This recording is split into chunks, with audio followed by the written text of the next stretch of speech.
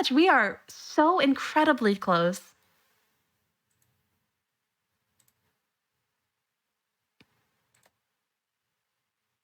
And chat, I have just got word that we are ready for The Legend of Spyro, The Eternal Night with CDRomatron. CDRomatron, it's all yours. Hello, hello, hello. Welcome one and all to The Legend of Spyro, The Eternal Night. My name is CDRomatron, although you'll also hear me as Mike. I'm here with Breadghost. Hello. And we're going to be showing off Dark difficulty today.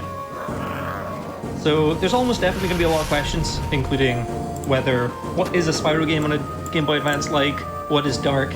We'll get that all explained, but it's a long tutorial. We've got time to do that. So we'll be starting the run in 5, 4, 3, 2, 1, go. So this is one of the 6 Game Boy Advance Spyro games. Some people are surprised there's even one. There is quite a few, as it turns out. Dark difficulty is the final unlock in the game. It turns Spyro dark in the form he is effectively at the end of the game, which is usually only done as part of a cutscene.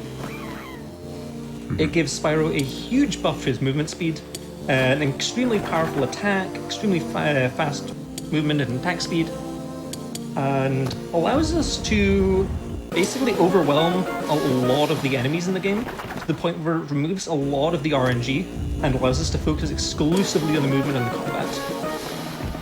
So here coming first text box skip, and there's a bit of like an introduction thing there to teach you about coming up from the ledge.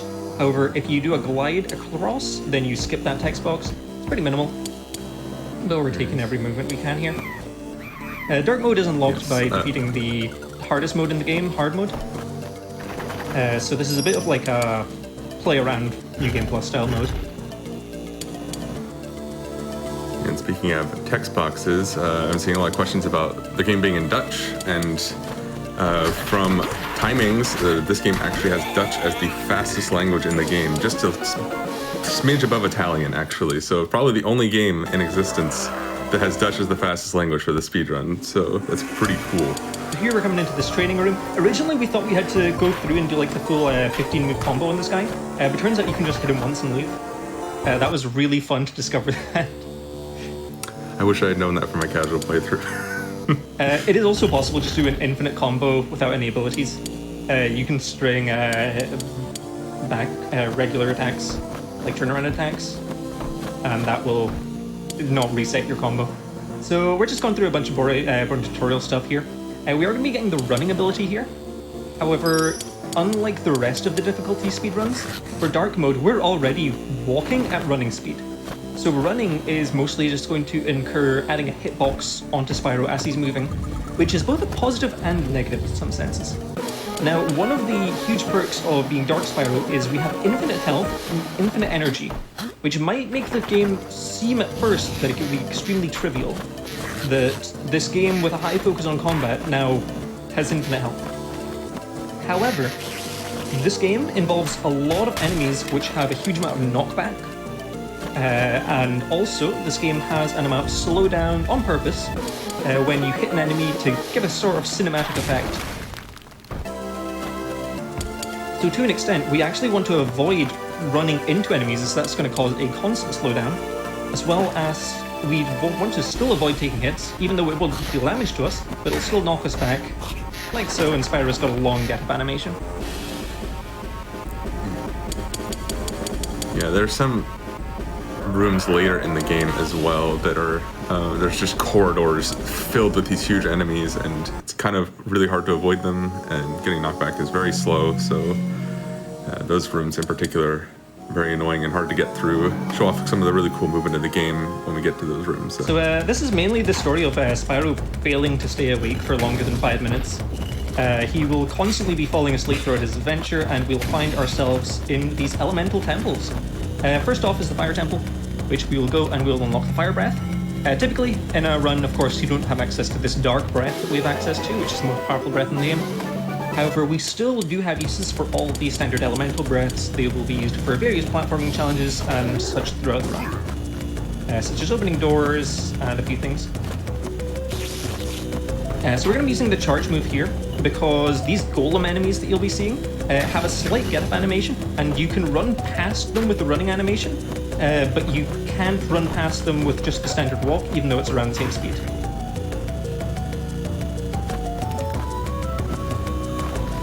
Coming up to the first boss here. Get down these stairs, swap over to my Dark Breath. And all these bosses are going to be fairly trivial. It's mainly just going to be attacking them. There's only one or two which actually involve much strategy in Dark Mode. However, it allows us to actually focus on the movement throughout the run, whereas a lot of these bosses are quite RNG focused in the rest of the difficulties. Yeah. You can also see that there's I think a lot of text in this game.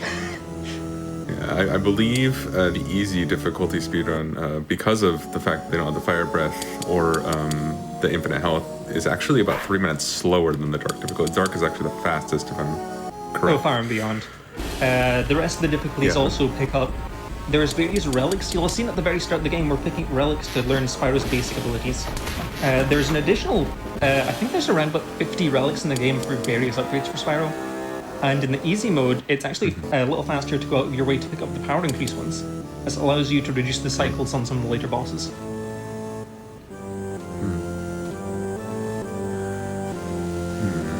So here's our introduction to the final boss. No, he's not in this cutscene. He'll be in a cutscene soon.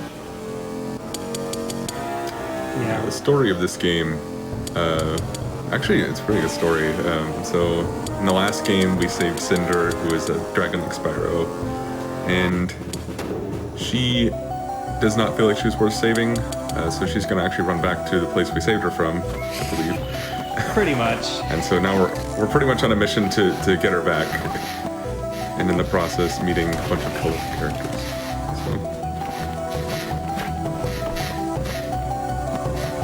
So this is just a pretty chill bit of the game. There's not going to be too much going on here. We're going to be entering the Earth Temple, getting the Earth Breath. But aside from that, we do have a little bit of downtime here if there is any donations you'd like to read. Absolutely. I have a $50 donation from Commodore Chew that says, "Much love to everyone working so hard to make this event happen." Thank you so much. I also have a $50 donation from Taylor that says, "I love GDQ." Thank you for your donation, as well as a $50 anonymous donation. There is no comment, but anonymous. Thank you so much. And we are at 1,946,000, almost 500. We're so close to 2 million Twitch chat. Let's go. You can do it, guys. Get on it. You can do it. So here's the Earth Temple now. Charging to get past that golem. Coming down here, jumping past. There is a spider. Not a spider, a turtle with a spiky shell. We trying to jump over. The darkness on the DS compared to the capture is a little off, so it's actually a little darker for me than you guys will be seeing. So if you're wondering why I'm not seeing anything that's extremely obvious, that's quite right. That even just didn't spawn. That's convenient. So yeah, sometimes things just don't appear in this game. I think there is some sort of like limit to the number of sprites that can be on screen at once. So there's a few instances in the game where sometimes enemies won't spawn, and that can be quite convenient at points. There's one spot at the very end of the run, I believe it's like actually one huge enemy in the corridor that's really nice. It doesn't spawn. So this Earth Breath is going to be really useful as it allows us to knock down enemies, which will allow us to run past them really quickly as they will lose their hitbox. We'll swap in to the Dark Breath again here, entering the Earth Elemental. And once again, this is just blast them away. The main optimizations we're going to be doing during these boss battles is that the camera will pan open to the opening door on the right after the boss is completed. So ideally we run all the way over so the camera doesn't actually have to pan anywhere and save us a bit of time. Yeah, panning is a common theme in GBA Spyros. You definitely want to get close to things so the camera doesn't There's our so much. final boss, Gaul, and his advisor, both of which we're going to be fighting pretty soon.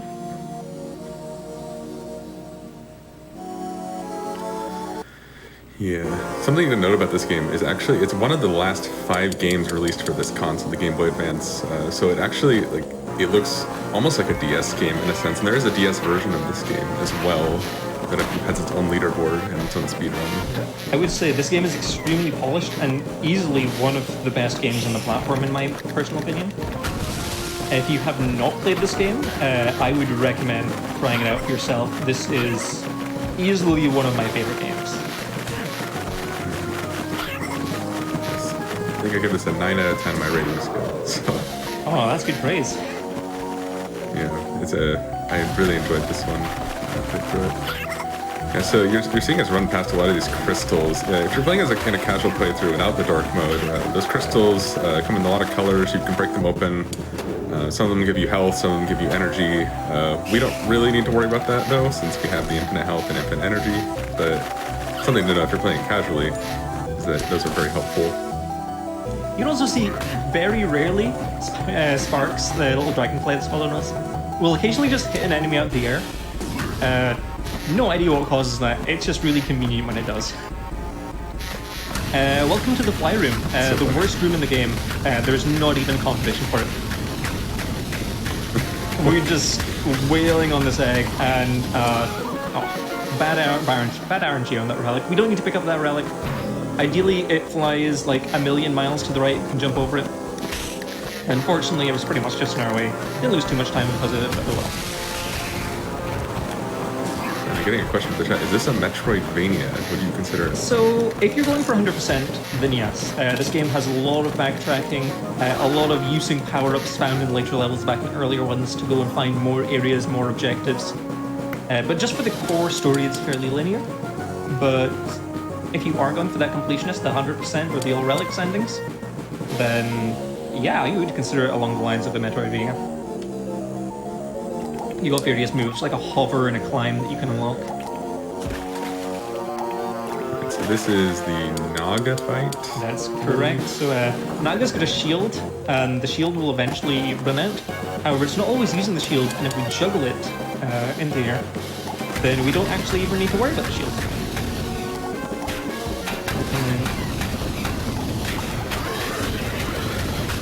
There we go. And I want to get on Naga's right side.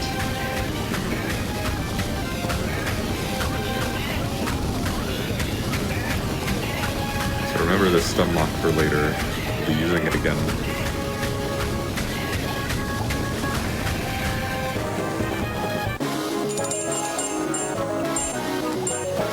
Yeah, that's kind of a key theme in this game, is enemies can't do anything when they're being juggled in the air.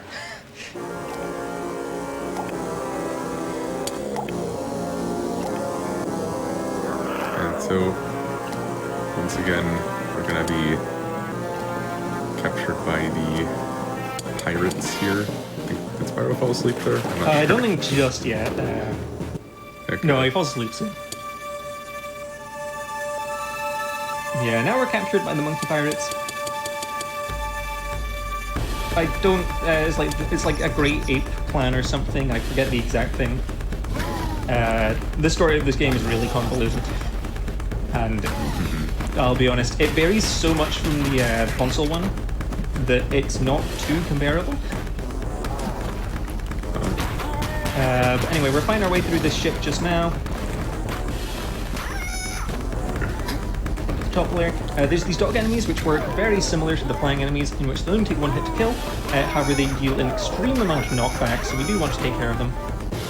Most of the enemies, though, we can just get past. Here's the first arena fight. So this area will only progress once we've defeated every enemy. There's going to be 2 of the strong enemies up top and a weak frog bead at the bottom. So we're going to knock the 2 enemies from the top to the bottom, and then ideally combo them as much as we can. Okay, that's one down. There we go.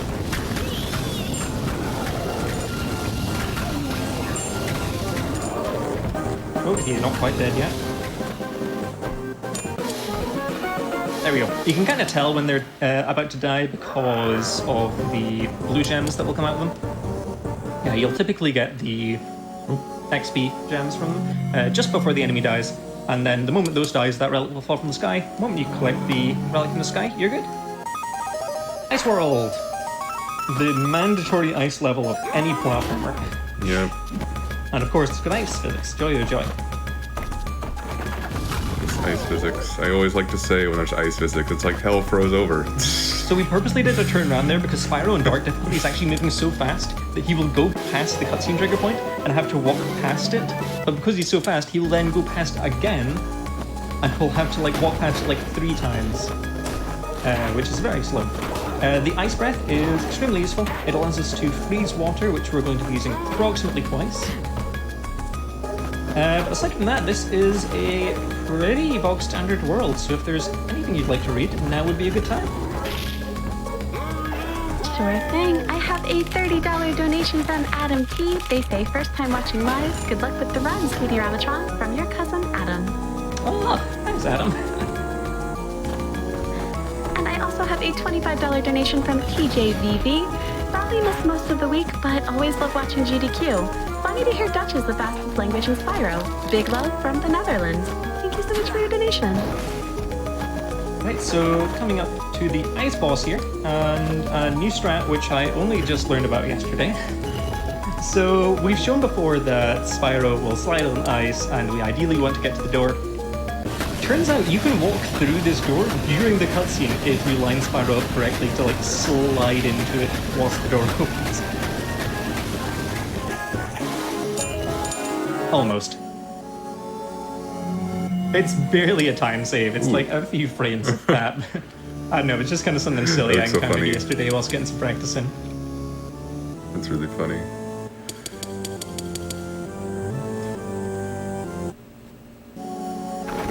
Alright, this is our second last time in the Elemental Temples. We're extend back out, wake up, and reach the ship again. We are going to be doing a combat arena, followed by a boss. This combat arena is pretty simple. There's a snail who is a huge health sponge, he's going to take a lot of damage, and this wizard guy who is going to be a big pain in the...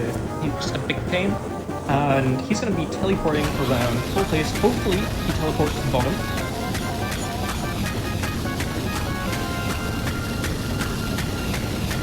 Snail dead? Snail's dead.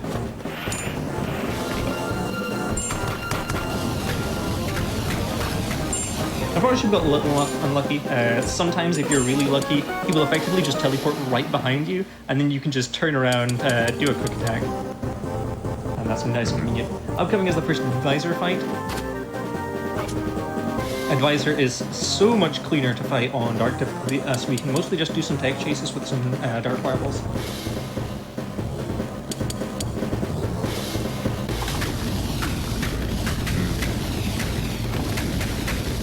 Basically, we just don't let him get up, for the most part.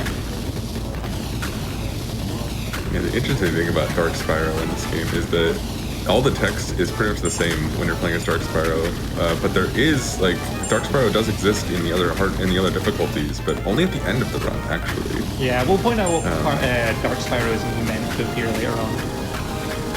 It'll show up in the text box if you're looking closely enough. But no, Spyro's fine. He just put on a different coat of paint today. He's angry. He didn't get his Snickers bar today. And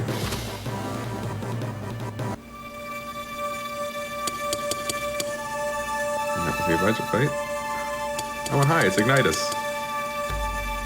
If you're a loyal Legend of Spyro fan, you know who Ignitus is. Kind of the Spyro's mentor in the first game. He's also the only one of the 4 dragons who appears in this. Yes, it was like in the first game, there were 4 different Elder Dragons that would teach Spyro the different elemental abilities, which he uses throughout the Legend of Spyro trilogy. This game, Ignitus is the only one that shows up. In the console games, you do see all 4. Like, Ignitus still plays a major role, but you see all 4. Yeah, there's definitely some cutscenes left out and out of order in this version of the game. Even the abilities you get in a slightly different order. In the console version, you get the ice power-up second and the earth one third. Oh, sorry, the ground one third. Not sure what I said. Right, anyway, Scab. Scab can do one of 2 things. We want him to fire a cannonball. If he fires his pistol, we want to attack him to stop the attack.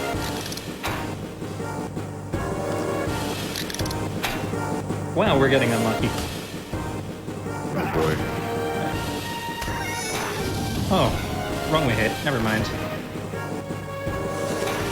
Oh, If we did all that right, we can get a one cycle here. It's pretty rare, and requires really good timing. I take it you can't knock this guy into the air. No, not quite. That was close though. He's one hit away. Oh, that was so close. There we go.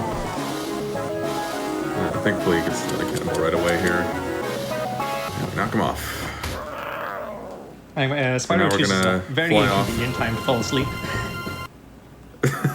And he falls to the ground, unconscious. Final elemental So temple. this will be the final elemental temple here, which is lightning, I believe. Correct. That was nice and convenient. It's really near the beginning, and then we can wall jump to get back up to where we were. I don't think the wall jump that we're going to do is intentional. It seems to be pretty out of the way, but it is quite nice. There's not too much going on in this temple. It's mainly just running from point A to point B, so if there's anything you'd like to read, now would be a good time. Absolutely, I have a $250 donation from Goomba on a Roomba. Love the stream, thanks to the awesome tech team, and much love to PCS. Thank you so much. I also have a $250 donation from Jammin' Out. Have been watching GDQ and AGDQ for over 5 years and never missed this wonderful event. Happy to donate to such a wonderful cause, and best of luck to all the runners as usual. Thank you so much for your donation. So this is the lightning boss, otherwise the orb boss. He is going to fly around, and then he's going to summon a bunch of orbs on every other difficulty. It's complete RNG for getting a 3 cycle, and you just kind of need to hope that the orbs don't fly in the way of your attacks. On Dark, this is pretty convenient. You just gotta hope that the orbs don't fly in front of the fireballs. 2 should be fine? Yeah, I bet you guys weren't expecting to see a Sims boss in Spyro, but we're here now. Sorry, I had to make the joke. Yeah, that's good, that's good.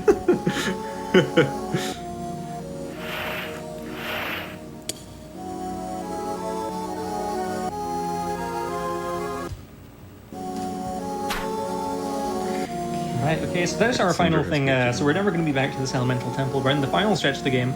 Got 2 more full levels and then 3 more bosses. So this is a pretty simple level. This is mostly just using what you've learned over time. These levels are actually pretty big in terms of their scale, and they're very maze-like. Most of the reason why this run is so short is just because I know where to go. However, casually this game will easily last you an hour or 2. Yes. It took me about 2 hours and 15 minutes to beat this game, so definitely if you want to sit down for a few hours and play a really nice game, this is a good one to pick up. Upcoming in this next section, we are going to be knocking down an enemy on purpose down to the next section in an attempt to despawn a snail that we normally would have to defeat, as the snails are huge hit sponges and we don't want to fight it. Unfortunately, I think the enemy that I was meant to knock down didn't spawn in the first place. We managed to this is what I was talking about earlier, when there's some big enemies that kind of just block the corridors occasionally, and it's just really slow to get past them.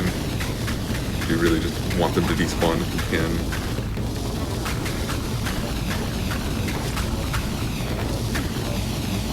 This is the second advisor fight, right? Yep. So the second of the same as the first.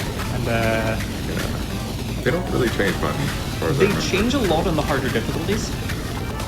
He does a lot of different moves and is actually extremely difficult on hard mode. If anyone wants a real challenge, this game on hard difficulty settings is quite difficult. Unfortunately, our positioning was a bit off there. Luckily, the relic didn't bounce too far away from us. And then we just run for the door.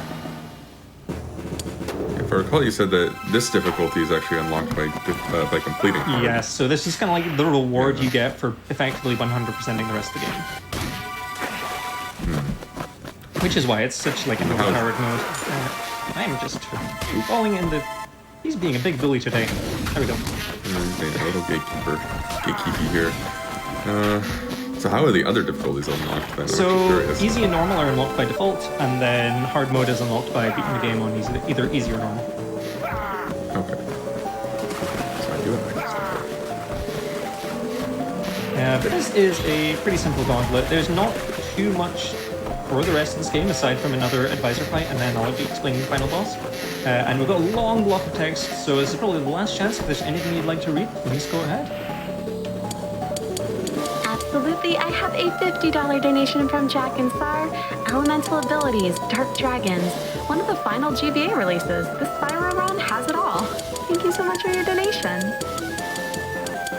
I have a $20 donation from Buishi. No comment, but thank you so much. And a $75 donation from Shadow1001. Awesome event as always. Best wishes to all the runners and staff members. Smiley face. Thank you so much for your donation. Thank you. So coming up to the final advisor fight here. Once again, not much of a huge change, just a nice bit of scenery change. Through this door will be the final boss, but we need to defeat this guy first. I'll explain a bit about the final boss now because I'm going to have to concentrate during the final boss. So as with Naga, so we're going to be juggling the final boss in the air. The reason for that is the final boss has 3 phases. He will go down to about 20% health, heal to full health, then you bring him down to 20% again, and then he heals again, and then you can finally bring him down to, like, dead. However, he will only activate his healing ability if he's on the ground. So as long as we keep him juggled permanently, we can defeat him in the air and completely bypass the second 2 phases. Speeds things up quite a bit, so... Unfortunately, he's a very heavy boss, so... I just kind of need to hope that I don't mess this up. Yes, do not want to have to see this guy get his health back. I would lose a lot of time here. But I believe you're gonna get it. And then there's a whole other like fighting section after, so we're not quite at the end of the run yet, but pretty much there. And I'm just gonna focus on this bit here. Speed up. Because if I drop him, it's kind of over. Got this.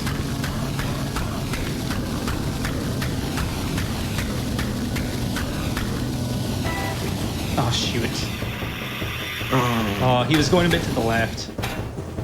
I never Yeah, so usually this is what see him go to happens the if left. this is what happens if you have to drop him. He starts shielding and then he gets all his health back. Yeah, and juggle then him he's again. just being a pain. Oh, that's a shame. There's a slightly safer strat I could have gone for, which is you purposely leave him... There we go, we skipped the second heal. Oh well. So this won't be time. Time will be after the next fight section. So we're going to refight Gaul here, but this is the part where we'd normally actually be Dark Spyro. So canonically, like, this is where Spyro turns evil, and we refight Gaul, and then we go and defeat a bunch of enemies. And time will be coming up when we defeat the very last enemy in this huge gauntlet that's coming up. By the way, this is where Dark Spyro is supposed to appear in the other difficulties. Is he actually buffed in this difficulty too here, or does Gaul just have less health? I think Gaul just has levels. Okay, this makes him a little stronger. So I'm just defeating enemies as they spawn on the right side. Time is coming up very shortly.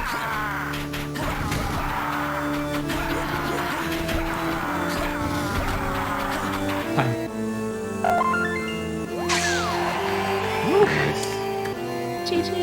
Well, so we'll just quickly get ourselves to the credits. Just a few quick shout-outs. I want to say a big shout and a thank you to Tom Miller, the composer of this game, who has been watching GDQ all week and tweeted at me telling me he was looking forward to this. So I hope he's enjoyed it. Thank you to the runners of this game, Lovebot especially, who's been someone who's been pushing this game really hard, especially on easy difficulty. It's a great run, and I'd recommend checking out his runs of it. The general Spyro community, you guys have been so welcoming for getting the Game Boy Advance game some proper traction. We even had a full relay race with them recently, and it was such a fun time. Huge thanks to Breadghost for helping out with commentary for this, And huge thanks to those who've stuck with me as I've been speedrunning for about like 8 years now. I think the first time I would have seen GDQ would have been like around 2013, 2014-ish.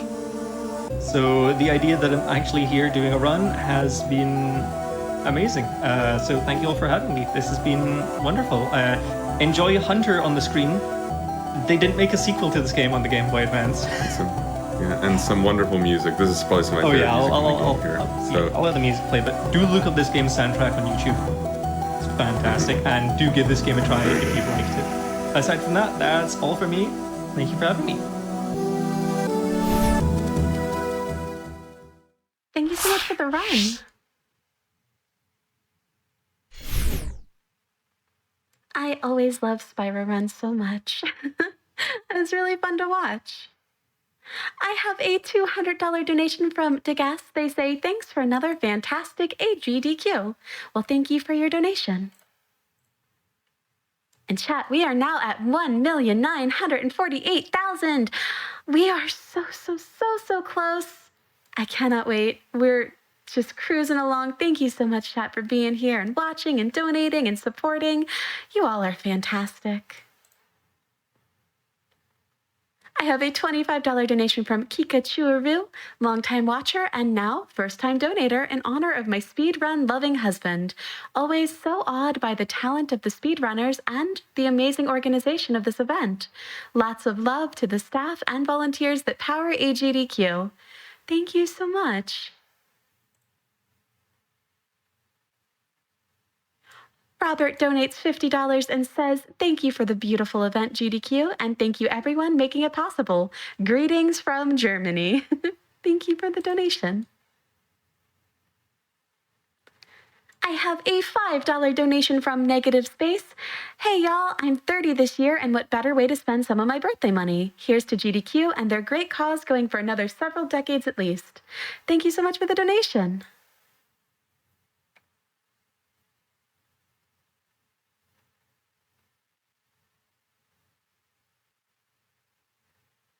All right, Twitch chat, and that will wrap up my time with you here today. Thank you all so much.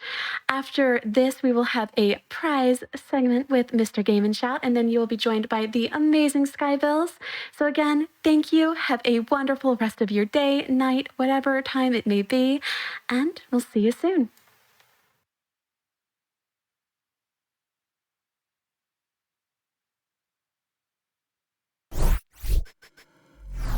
Thank you so much, Nicole. Great to hear you on the mic, as always. Good morning, everyone. This is Awesome Games Done Quick 2022 Online. I am Mr. Game and Shout, and it is the final day. We have less than 24 hours left. Oh, it goes so fast. But we're going to do something amazing today. I believe it. I believe in y'all. What are we at? $52,000 away from $2 million? Already? It's Saturday morning? This is going to be good. Y'all are going to make it good. I believe in you. All right. I want to talk to you about some of the amazing prizes that we have available right now. Everything that I'm about to show you, unless I tell you otherwise, is available through the end of Earthbound. So you've still got about 4 hours to get in for these, but don't sleep on it. Time moves faster than you think. Usually forward. We've had a couple of loops this event, but generally it's just keeping marching on. So get those donations in. You do not want to miss some of these amazing prizes. Starting off, from Yoshio-kun 13, you know we love our perlers here. We have a Shroom perler. We've got a lot of great Earthbound stuff this block, and this is a great way to start it off. Thank you so much, Yoshio-kun, for sending this in. $5 minimum donation gets you entered to win this. Phoebe J, for a $10 minimum donation, has sent us another amazing poster. I love these sort of mashup posters. This is called The Day the Earth Stood Bound. So, of course, it is The Day the Earth Stood Still mixed with Earthbound. Absolutely gorgeous. Great concept. Well executed. $10 minimum donation gets you in to win that. Fangamer, as always, has been working to hook us up this event.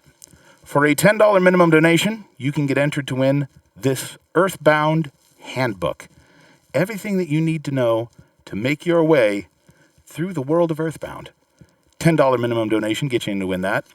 Also, for a $10 minimum donation from Earthbound and Legends of Localization, we have Legends of Localization Earthbound. This is a fantastic recurring prize. We've had these at so many GDQs. Absolutely love them. Always grateful to have these sent in. Thank you so much, Legends of Localization and Fangamer, for sending this our way. Cute Monster Props, for a $15 minimum donation, has sent us a Mani Mani statue. I have been told by the producers that I should not spend too much time in close contact with this, just in case, but I'm pretty sure it's harmless, and I'm pretty sure it could be yours. $15 minimum donation, get you in to win this. For a $15 minimum donation from Pearl Pop, yet again with the awesome work, we have this incredible Sailor Moon Perler.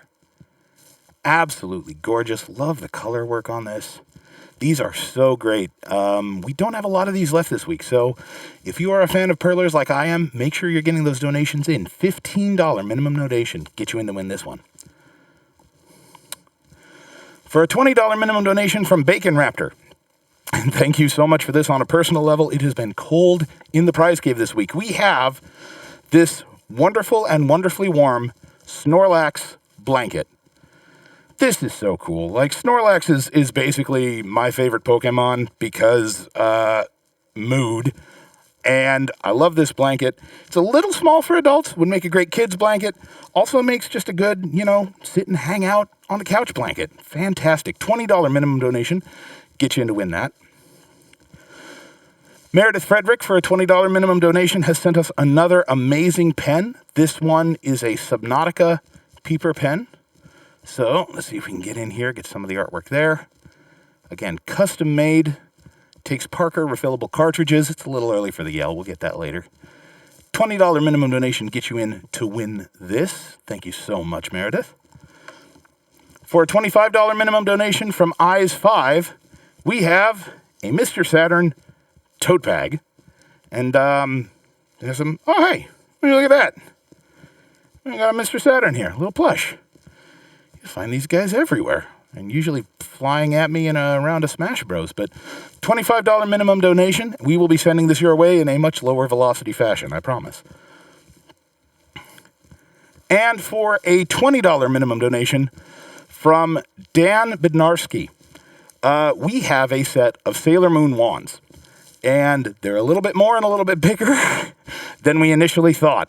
So, let me show these to you. We have, of course, Sailor Moon,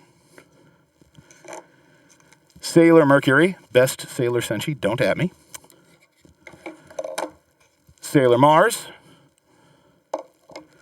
Oh, sorry, nope, Sailor Venus, got that backwards. I do know what I'm doing here. This one's Sailor Mars and Sailor Jupiter.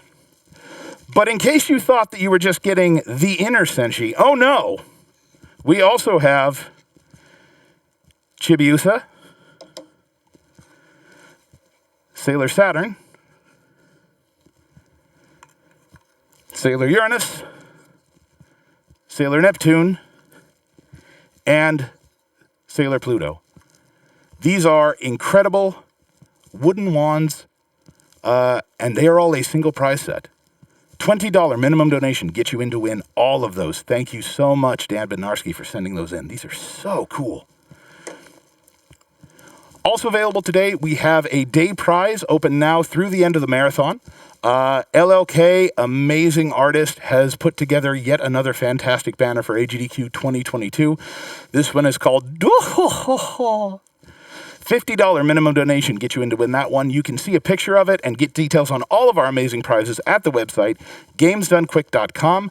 Prizes link is going to be somewhere up here. No, up here. Donate link is going to be somewhere over here. Use both of these links wisely. Also available this week are grand prizes. There are two of them. They are both a $250 cumulative donation. So, all your donations during the week, we add them together. If that total meets or exceeds $250, you are in to win both of them. Heroic Replicas has absolutely hooked us up this event with a Legend of Zelda grand prize pack. This is all three items. It's not just pick one. You get all three. The Hylian shield that I have here, the Dark Link Master Sword, and the Megaton Hammer. This is a massive 35-pound beast of a replica. All three of those prizes could be yours. It's a single grand prize pack, $250 cumulative donation. Thank you so much, Heroic Replicas. And from Skytech Gaming, once again, we have the Mark IX. Absolute monster of a machine. 5800X processor, 3070 Ti. You can see the full specs for this on our website, gamesdonequick.com. Again, click on that prizes link. You can get all the information that you need about all of the amazing prizes, but get in for these quickly. Once they are gone, they are gone. And just like the event, there is not a lot of time left, so please get those donations in soon. Y'all, I'm gonna be real for a minute. I'm looking at the donations go up. We're about $50,000 away from 2 million. My first GDQ in person was SGDQ 18. And I remember it was the final run of the event. It was Puexel, Final Fantasy VI. It was stupid o'clock in the morning. And I remember the mood in the room when we hit 2 million. We were shouting out the thousands remaining, the whole audience counting down. And we hit that 2 million and the room just exploded. Everyone was on their feet. We were screaming. We were clapping. It was amazing. I miss the in-person events. I miss getting to be with y'all in person and share those moments. But when we hit that 2 mil and we do it together, I'm still going to be screaming. I'm still going to be clapping. I'm so grateful to be on this journey with all of you. We are going to hit that together. I think we're going to absolutely blow our previous marathon records out of the water. I know you can get us there, so please keep those donations coming. Thank you so much for your generosity. It is an honor to be here doing this with you once again. All right, that's it from me.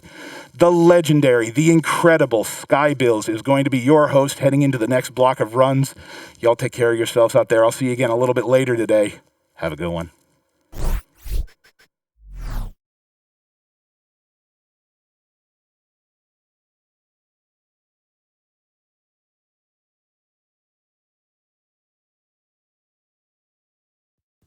Welcome back to AGDQ 2022 online, powered by Twitch. I'm Skybills, and I'm going to be your host for the next 3 runs. And